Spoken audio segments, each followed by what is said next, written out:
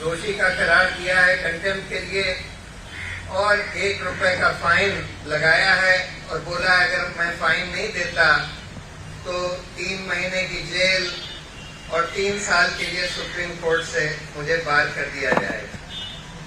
मैंने पहले ही बोला था कि मैं जो भी सुप्रीम कोर्ट मेरे खिलाफ सेंटेंस देगा मैं उसको खुशी खुशी मान लूंगा, ऑफ कोर्स सब्जेक्ट टू मेरी जो राइट है इसके खिलाफ अपील करने की,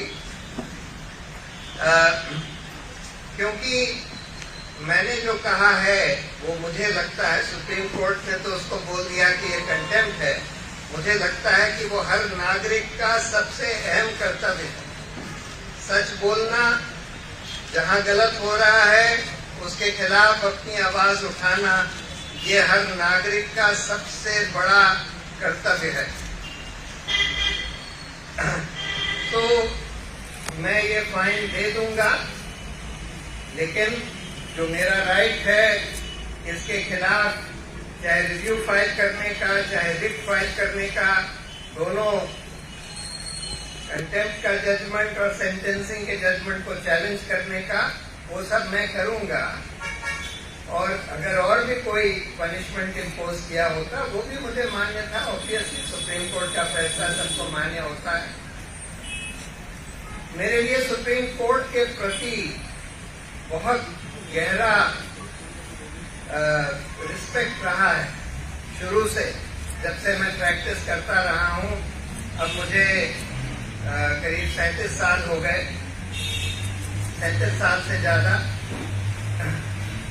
और मैं ये मानता हूं कि सुप्रीम कोर्ट वो आखिरी जगह है, खासकर गरीब और कमजोर लोगों के लिए, जो उनके पास आते हैं अपने हकों की रक्षा कराने के लिए, और खासकर एक बहुत स्ट्रॉन्ग गवर्नमेंट जब उनके हक वायलेट करती है उसके लिए जब आते हैं। मेरे ट्वीट कोई सुप्रीम कोर्ट या न्यायपालिका को चोट पहुंचाने के लिए नहीं करे गए थे, लेकिन इसलिए करे गए थे कि मुझे लगा कि सुप्रीम कोर्ट हाल में जो उनका बहुत अच्छा रिकॉर्ड रहा है उससे थोड़ा सा फिसल गया है। ये इशू ये नहीं है कि मेरे बनाम सुप्रीम कोर्ट के जजों के या मेरे बनाम सुप्रीम कोर्ट के। सुप्रीम कोर्ट को जीतना चाहिए। सुप्रीम कोर्ट अगर स्ट्रांग होता है और स्वतंत्र होता है तो हर नागरिक इस देश का जीतता है, ये देश जीतता है। अगर सुप्रीम कोर्ट कमजोर होता है तो हर नागरिक के लिए हार। मैं अपनी कृतज्ञता और आभार प्रकट करता हूं।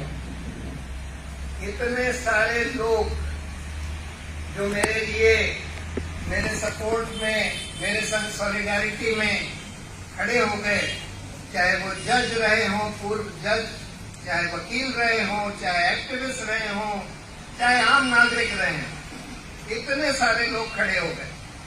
और इससे मुझे बहुत हौसला मिलता है और बहुत उम्मीद की किरण जगती है कि देश में ये अभिव्यक्ति की आजादी को इससे मजबूती मिलेगी और न्यायपालिका की जवाबदेही और न्यायपालिका में जो बदलाव की जरूरत है, इस कैंपेन को भी शक्ति मिलेगी।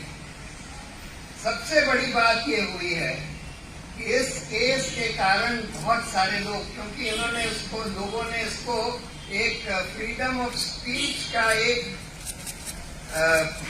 औजार समझा, और बहुत सारे लोग जो अभी हताश होकर बैठे हुए थे वो खड़े हो गए और जो इस देश में जो अन्याय हो रहा है उसके खिलाफ अपनी आवाज बुलंद करने लगे।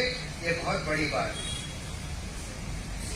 और मैं अपना आभार, जो मेरी लीगल टीम की जिसमें बहुत सारे लोगों ने काम किया, मैं सबके प्रति अपना आभार व्यक्त करता हूँ। और खासकर जो हमारे सीनियर वकील थे राजीव धवन और दुष्यंत दवे के प्रति।